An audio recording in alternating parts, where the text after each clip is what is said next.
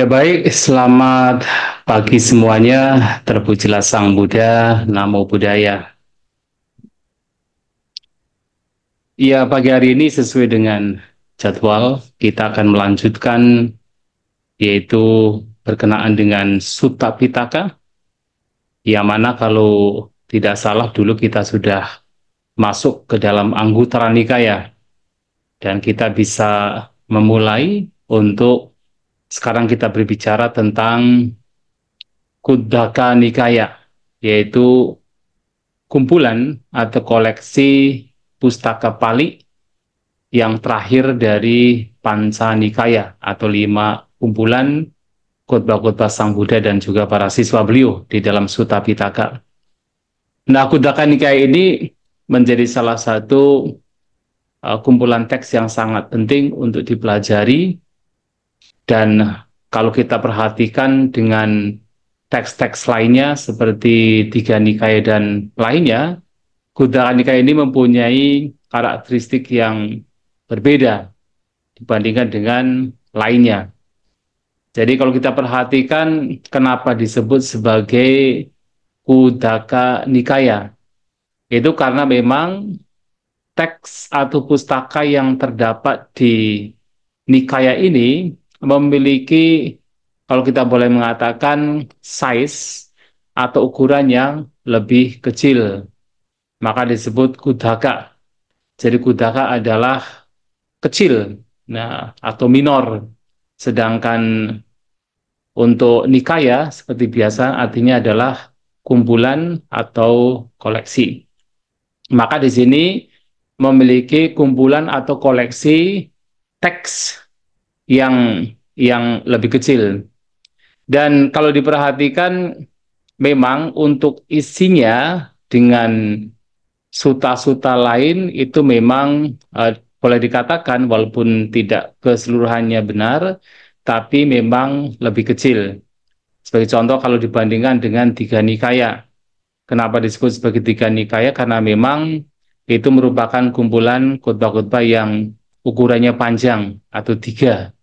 Jadi ukurannya panjang maka disebut tiga, menjadi Tiga Nikaya. Dan tentu sangat jauh berbeda dari teks yang atau khotbah-khotbah yang ada di dalam Kuddaka Nikaya. Dan juga kalau dibandingkan dengan yaitu Majjhima Nikaya, jelas walaupun Majjhima Nikaya itu adalah khotbah tentang atau isinya yang berukuran tidak panjang tapi juga tidak pendek, artinya menengah, akan tetapi memang jelas itu jauh lebih panjang ketimbang yang terdapat di dalam Kuddaka Nikaya. Dan juga kalau dibandingkan dengan yaitu nikaya lainnya, misalnya Samyutta Nikaya, memang sebenarnya untuk isinya itu untuk ukurannya memang mirip-mirip, ya beberapa mirip. Terutama kalau di dalam Samyutta Nikaya itu ya mirip seperti yang dalam Iti Utaka, nanti salah satu teks dari Kuddaka Nikaya, kemudian mirip juga dengan yang ada di yaitu Sutta Nipata atau Udana, yaitu berupa prosa dan juga syairnya. Nah, Samyutta Nikaya sebagai contohnya juga di dalam Dewata Samyutta, dalam Sagatawagga. Nah, di sana ada yaitu beberapa Samyutta yang disebut, salah satunya Dewata Samyutta. Itu khotbah-khotbahnya juga yaitu hanya sekedar prosa pendek, kemudian ada beberapa syair. Itu juga mirip-mirip seperti Udana sebenarnya, atau mirip seperti yang ada di beberapa khotbah di dalam Sutta Nipata. Nah, akan tetapi perbedaannya tentu adalah karena kenapa disebut Samyutta Nikaya, karena memang khotbah-khotbahnya itu berhubungan satu sama lain. Jadi Samyutta itu artinya berhubungan atau terkoneksi. Jadi terkoneksi satu sama lain sehingga disebut sebagai Samyutta Nikaya. Yang itu tentu berbeda dari Kuddaka Nikaya. Nah, kalau dibandingkan dengan Anguttara Nikaya, sebenarnya juga Anguttara Nikaya juga khotbahnya juga pendek-pendek sebenarnya. Sama dalam Kuddaka Nikaya juga beberapa khotbahnya juga pendek-pendek. Akan tetapi di dalam Anguttara Nikaya itu, kenapa disebut demikian? Karena khotbah-khotbah yang dikelompokkan di sana itu dikategorikan ke dalam beberapa poin. Jadi ketika ada poin dhamma yang isinya 1 poin, maka dikelompokkan menjadi 1, menjadi ekaka nipata. Kemudian ketika ada kelompok dhamma yang isinya 2 poin, maka dimasukkan ke dalam 1 kelompok disebut dukkha nipata. Dan seterusnya. Nah, tentu ini membedakan dari Khuddaka Nikaya. Walaupun dalam Khuddaka Nikaya pun juga sebenarnya ada semacam beberapa teks itu ada semacam ya pengkategorian atau pengelompokan demikian. Contohnya adalah seperti di dalam Teragata atau Terigata. Nah, di sana itu syair-syair para arahanta yang hanya 1 syair dikelompokkan jadi 1. Kemudian syair-syair dalam ya yang disampaikan oleh para arahanta yang isinya 2 syair dikelompokkan ke dalam yaitu kelompok 2. Yang ada 3 syair di kelompok 3 dan seterusnya. Ada semacam pengategorian demikian, tetapi tentu berbeda dari yang ada di Anguttara Nikaya yang memang sifatnya lebih masif.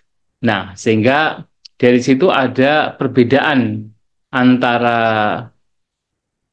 Khuddaka Nikaya dengan yaitu khotbah di dalam 4 nikaya yang awal. Ini yang pertama. Kemudian yang kedua, perbedaannya adalah kalau di dalam nikaya, baik Tiga Nikaya, Majjhima Nikaya, Sangyutta dan Anguttara Nikaya, yang sebenarnya itu merupakan 1 buku, ya. Jadi 1 buku, walaupun kemudian dibagi menjadi beberapa bagian. Sebagai contoh, Tiga Nikaya dibagi menjadi 3 bagian. Ada Sila Kandawaga, ada Mahawagga Pali, ada Patika Wagga. Tetapi itu merupakan 1 buku. Baik itu Tiga Nikaya, Majjhima Nikaya, Sangyutta Nikaya, ataupun Anguttara Nikaya. Itu merupakan 1 buku.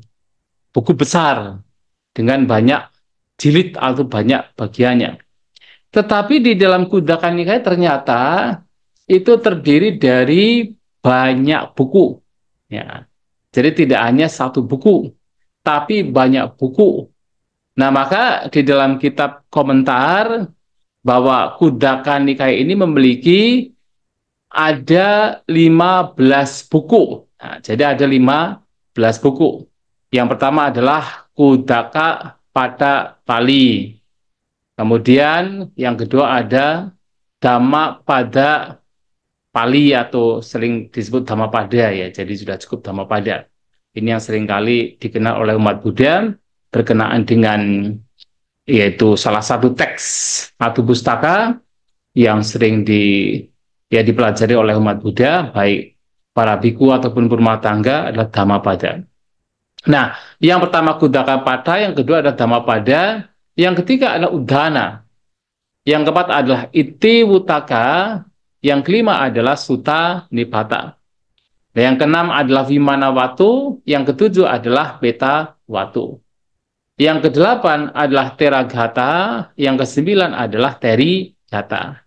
Kemudian yang ke-10 adalah Apadana. Yang ke-11 adalah Buddha Wangsa. Yang ke-12 adalah Cariya Pitaka. Yang ke-12 adalah Jataka. Yang ke-13 adalah Nidesa. Kemudian yang ke-14 adalah Patisambhida. Dan yang ke-15 adalah Cariya Pitaka. Jadi ada 15 buku yang dimasukkan ke dalam Khuddaka Nikaya. Nah, jadi memiliki banyak buku. Jadi dibandingkan dengan nikaya lain yang mereka itu boleh dikatakan merupakan 1 buku, tetapi dalam Khuddaka Nikaya ini memiliki banyak buku. Dan bahkan di dalam Khuddaka Nikaya yang dimasukkan oleh tradisi Myanmar tidak hanya ada 15 buku, tapi kemudian ditambahkan 3 buku lainnya, yaitu adalah Netip Pakarana, Milinda Panha, dan Petako Padesa. Nah, 3 buku ini dimasukkan oleh tradisi Buddhis di Myanmar sebagai bagian dari Khuddaka Nikaya. Tapi dalam kitab ulasan, kitab komentar, tiga buku ini tidak dimasukkan. Ya, kenapa? Karena memang bahwa tiga buku ini sebenarnya sudah dikatakan sebagai post-canonical. Ada yang mengatakan post-canonical artinya teks-teks yang sebenarnya muncul setelah kanon, setelah Tipitaka. Maka tidak dimasukkan di dalam kitab ya Khuddaka Nikaya sesuai yang tercatat di dalam kitab komentar. Ya, sebagai contoh adalah Milinda Panha. Jadi kalau Milinda Panha ini kan sebenarnya khotbah atau katakan isinya itu berkenaan dengan pertanyaan-pertanyaan seorang raja dari Yunani bernama Milinda.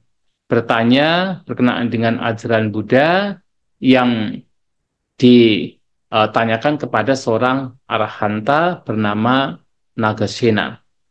Nah, karena itu muncul sebenarnya pada sekitar abad ke-1 atau 1 Masehi bahkan, maka itu tidak dimasukkan ke dalam Khuddaka Nikaya oleh katakan para penyusun dari Atakkhata. Bahkan Bante Buddhaghose yang sebenarnya menyusun kembali kitab komentar pada abad ke-5 Masehi juga tidak memasukkan Netipakarana, Milinda Panha, dan Pitthakupadesa ke dalam Khuddaka Nikaya. Maka Khuddaka Nikaya ini memiliki secara umum itu memiliki 15 buku ya yang diawali dengan Khuddaka Pada. Nah, karena teks ini memiliki banyak buku, maka juga banyak sekali poin-poin dhamma yang boleh dikatakan memiliki karakteristiknya masing-masing. Jadi memiliki karakteristiknya masing-masing. Sebagai contoh misalnya, yaitu Udana Pali. Ini menjadi satu penting karena salah satu ajaran Buddha di antara 9 jenis ajaran Buddha itu disebut sebagai Udana. Jadi kan ada Sutta, ada Geya, ada Udana, ada kemudian Itiwutaka dan seterusnya, ada Jataka. Nah, salah satunya adalah Udana.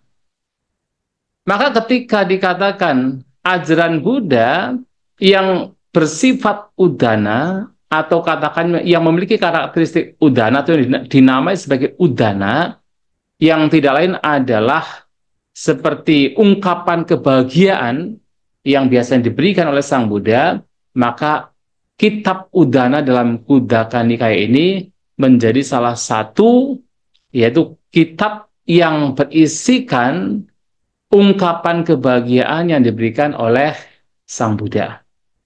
Nah, kemudian yang lainnya adalah seperti misalnya Jataka. Jadi salah satu ajaran Buddha itu berjenis Jataka. Jataka adalah kelahiran yang lampau bodhisattva. Memang di dalam beberapa kitab lainnya, seperti di dalam Majjhima Nikaya, misalnya ada menceritakan pada waktu itu Sang Buddha di kehidupan yang lampau, yang dalam kehidupan Buddha Kasapa pernah menjadi seorang Brahmana. Nah, di sana bertemu dengan seorang katakan pembuat tembikar bernama Gatikara. Nah, di situ diceritakan Bodhisattva terlahir sebagai seorang Brahmana yang bersahabat dengan seorang pembuat tembikar atau disebut sebagai Gatikara. Maka ada sutta yang disebut Gatikara Sutta. Itu di dalam nikaya lain. Ada beberapa bagian kecil tentang Jataka, kelahiran yang lampu Bodhisattva di dalam nikaya lain. Tetapi secara masif tentunya adalah terdapat di dalam kitab Jataka yang itu berisikan sekitar 547 cerita yang ada di dalam kitab ini. Jadi kitab Jataka dikatakan memiliki cerita 547 cerita. Jadi secara masif ditemukan di dalam kitab Jataka. Sementara di dalam kitab lain paling hanya 1, 2, dan sangat sedikit. Nah, makanya Khuddaka Nikaya ini, kalau kita boleh mengatakan, Ada beberapa teks yang langsung mengacu kepada beberapa dari 9 jenis ajaran Buddha. Yang salah satunya tadi saya sebutkan adalah Udana, yang berisikan tentang ungkapan-ungkapan berupa kebahagiaan yang biasanya disampaikan oleh Sang Buddha ataupun oleh para siswa Sang Buddha, yang salah satu yang masif adalah di dalam kitab Udana dari Kudaka Nikaya. Dan yang lainnya juga adalah ya beberapa bagian atau katakan khutbah-khutbah yang disebut sebagai Itiwutaka. Nah, Itiwutaka itu adalah kalau dikatakan itu artinya adalah demikianlah yang dikatakan oleh siapa? Oleh Sang Buddha. Nah, itu seperti khutbah-khutbah misalnya Dasutara Sutta, khutbah yang diberikan oleh Bante Sariputta, yang mana itu dikatakan sebagai khutbah setelah Bante Sariputta mendengarkan dari Sang Buddha. Nah, kemudian ini dikatakan oleh Sang Buddha. Nah, tetapi yang paling masif itu adalah di dalam Itiwutaka, kitab Itiwutaka sendiri, yang terdapat di dalam Kudaka Nikaya, yang nanti akan kita ketahui itu disusun oleh seorang wanita bernama Kujutara. Dan juga adalah Jataka. Jataka ini juga merupakan salah satu jenis kitab yang maksudnya salah satu jenis ajaran Buddha yang berisikan tentang kehidupan yang lampau Sang Buddha. Nah, ini juga yang paling masif terdapat di dalam kitab Jataka dari Kudaka Nikaya. Makanya kalau kita boleh mengatakan bahwa Kudaka Nikaya ini memiliki khutbah-khutbah yang sangat masif, atau boleh dikatakan memiliki banyak poin-poin yang berbeda dari 9 jenis ajaran Buddha, bahkan Udana, Itiwutaka, kemudian juga Jataka itu terdapat di dalam Kudaka Nikaya. Nah, ini juga membedakan, dan ini disebabkan karena memang di dalam Kudaka Nikaya ini memiliki banyak buku yang memiliki jenis-jenis yang berbeda. Nah, kalau dibandingkan dengan kitab yang lainnya, yaitu 4 Nikaya lainnya. Kemudian selanjutnya adalah juga yang membedakan Kudaka Nikaya dengan Nikaya lainnya adalah bahwa seringkali Kudaka Nikaya ini juga dianggap oleh para cendekia Buddhis sebagai kumpulan khotbah-khotbah yang kebanyakan isinya adalah syair, gata. Ini juga menjadi penting karena salah satu jenis ajaran Buddha itu adalah disebut gata atau syair. Dan syair-syair Sang Buddha dan para siswa Sang Buddha ini terdapat kebanyakan di dalam Kudaka Nikaya. Memang di dalam Nikaya lain itu ada beberapa bagian yang memang berisikan syair. Misalnya yang tadi saya sampaikan, ada Samyutta Nikaya, ada Sagatawagga, yang itu adalah berisi syair yang diberikan oleh para dewa, kemudian biku, bikuni, brahmana, dan sebagainya. Nah, di sini untuk Kudaka Nikaya, syair-syairnya kalau boleh dikatakan itu lebih masif. Dan banyak teks dalam Kudaka Nikaya ini memang berisikan syair. Misalnya yang paling terkenal adalah Dhammapada. Jadi syair-syair yang terdapat di dalam Dhammapada itu yang paling terkenal. Kemudian yang lainnya seperti misalnya dalam Sutta Nipata. Kemudian, nah, Sutta Nipata selain syair memang ada prosanya juga, tapi juga banyak syairnya. Kemudian yang lainnya adalah Vimanawatu, juga berisikan syair-syair. Kemudian Petawatu juga berisikan syair-syair. Kemudian Terigata juga isinya syair. Apadana, kemudian Buddha Wangsa, Carya Pitaka, Jataka, itu juga isinya syair. Jadi kebanyakan yang terdapat di dalam Kudaka Nikaya ini berisikan syair atau gata.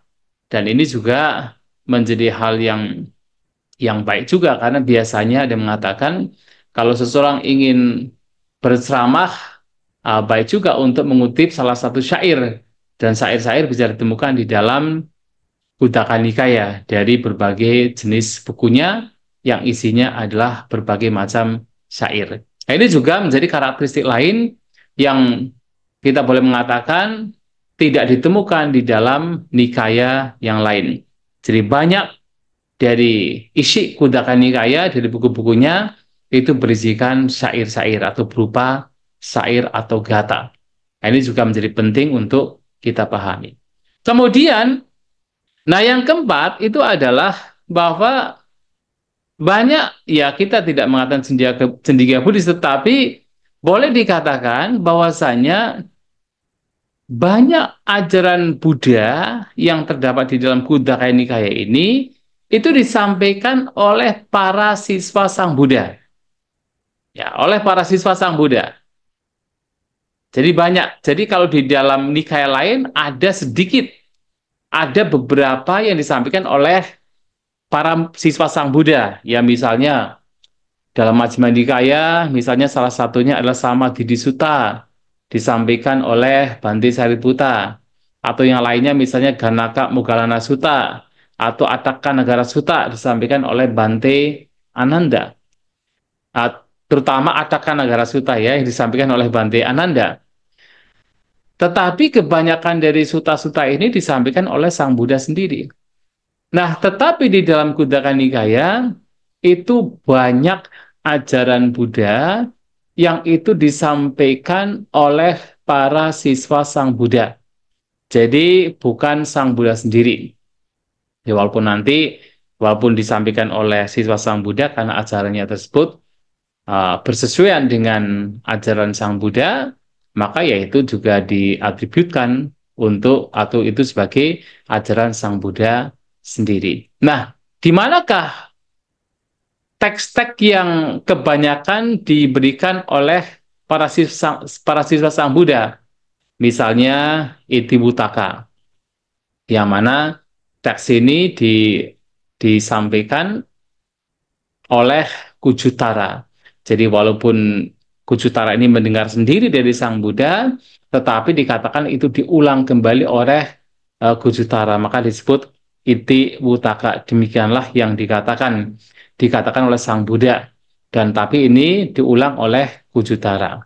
Kemudian yang lainnya adalah Wimanawatu dan juga Pitawatu, itu dikatakan dalam kitab Ulasan, itu keduanya kebanyakan disampaikan oleh Bhante Maha Moggallana. Karena Bhante Maha Moggallana ini punya kesaktian, maka beliau bisa melihat yaitu alam-alam kedewaan, Wimanawatu, dan juga alam-alam hantu kelaparan di dalam peta watu. Kemudian yang lainnya adalah Teragata dan Terigata.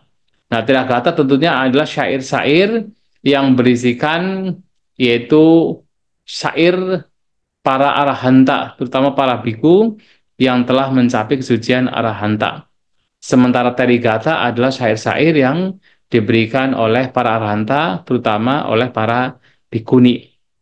Nah, jadi banyak yang disampaikan oleh para siswa Sang Buddha, sehingga dalam Kuttaka Nikaya ini punya karakteristik di mana siswa Sang Buddha memiliki andil yang besar untuk terutama bagian di Kuttaka Nikaya.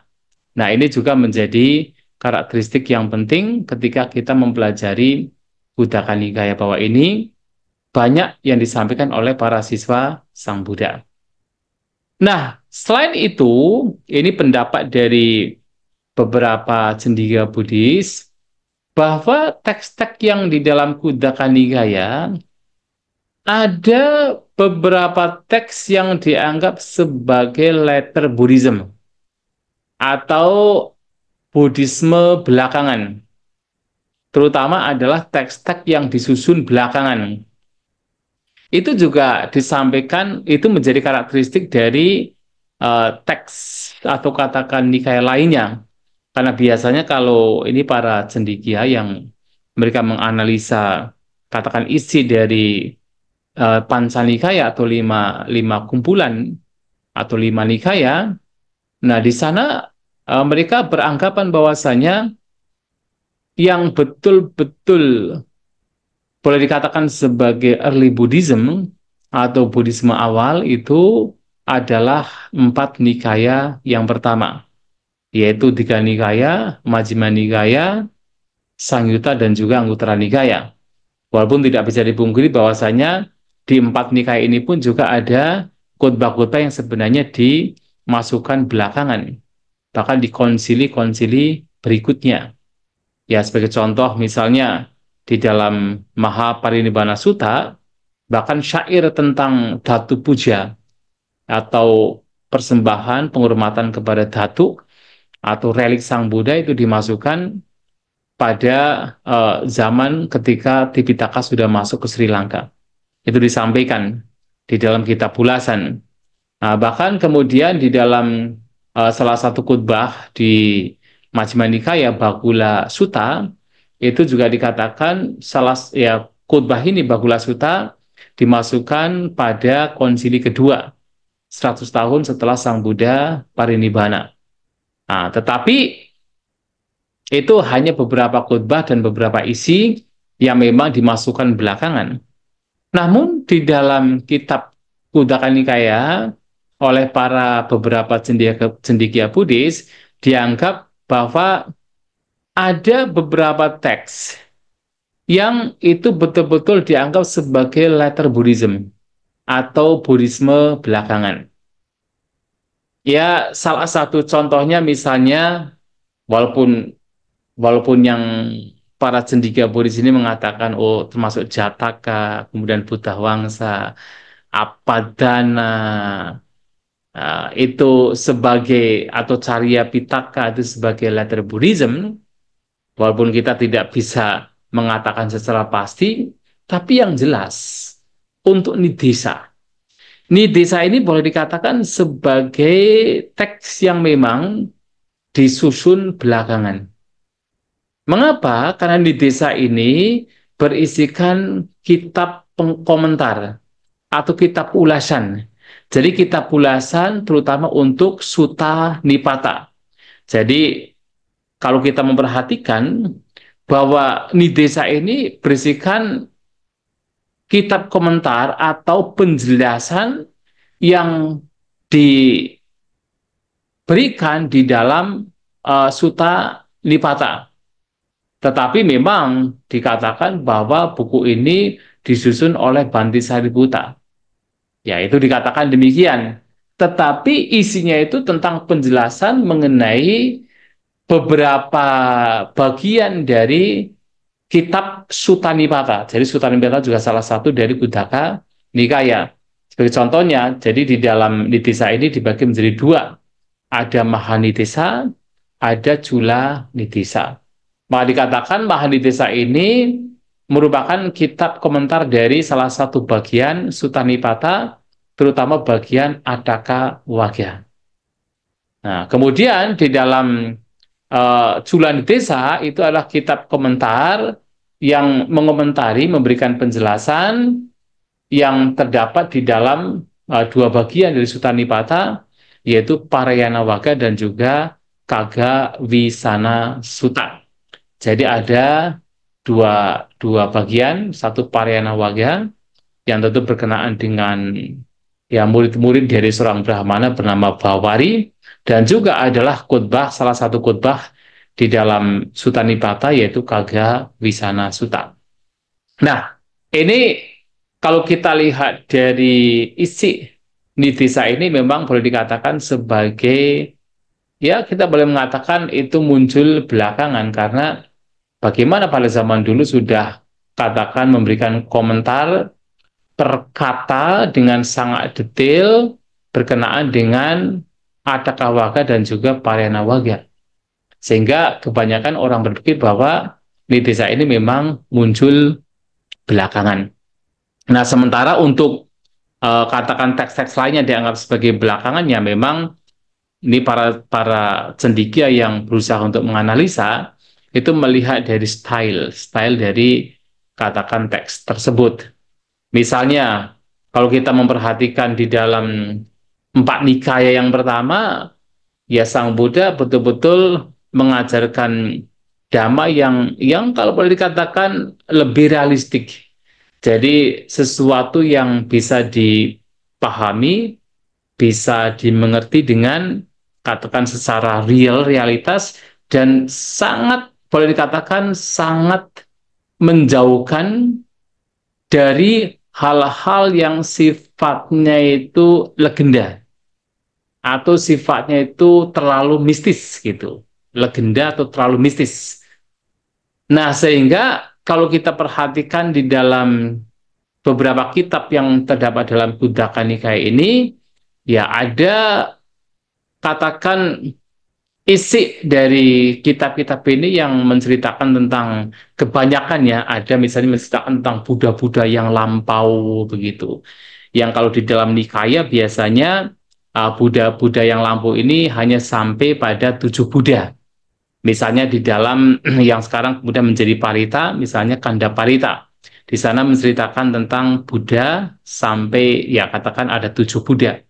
Tetapi kalau kita melihat di dalam Kuddaka Nikaya itu ada misalnya di dalam Buddha Wangsa ya, Buddha Wangsa sebagai contohnya, itu dikatakan di sana menceritakan tentang keberadaan 25 Buddha.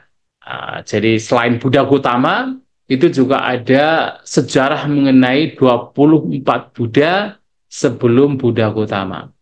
Nah ini hal-hal yang oleh para cendekia Buddhis dianggap sebagai apakah benar kalau Sang Buddha itu sampai menceritakan misalnya 24 Buddha sebelum beliau gitu kan. Karena ini sesuatu yang lebih kepada katakan legenda, legenda di masa lampau walaupun tentunya sebagai seorang Buddhis terutama di Theravada ya itu memungkinkan sekali. Tetapi untuk para cendekia yang memang melihat dari sisi lain menganggapnya bahwa itu pasti dimunculkan belakangan sekali.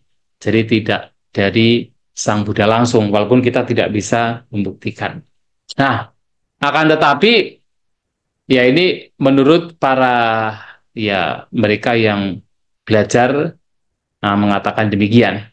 Nah, intinya adalah bahwa memang Kuddaka Nikaya ini memang ada indikasi-indikasi beberapa memang dimunculkan belakangan yang salah satunya yang jelas adalah kitab Nidesa. Itu untuk penjelasan secara singkat berkenaan dengan Kuddaka Nikaya. Sampai di sini barangkali kalau ada pertanyaan dipersilakan untuk ditanyakan.